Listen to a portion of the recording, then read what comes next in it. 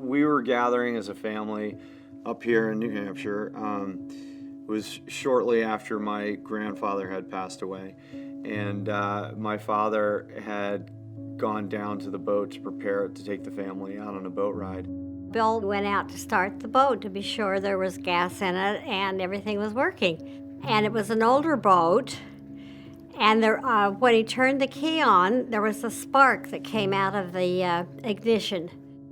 Fumes gathered around me, and there was really a lot of fumes in the air. I turned the switch on the boat. It was an old switch and no key, and there was a tremendous explosion. I looked down. I was totally on fire. And I opened the shades of my bedroom to find the boathouse on fire and in flames. We heard this huge explosion and our windows rattled even 2 houses away.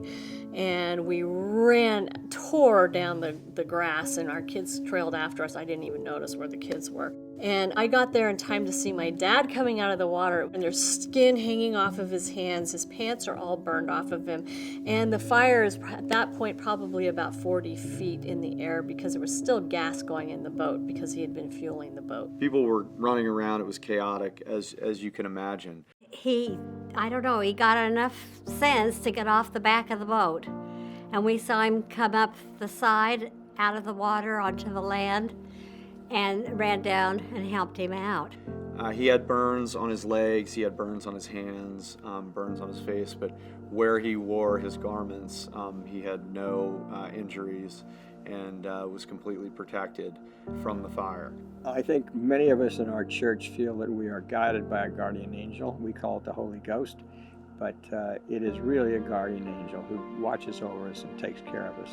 When my boat blew up and I was on fire, I had a very strong impression: get in the water and put out the fire.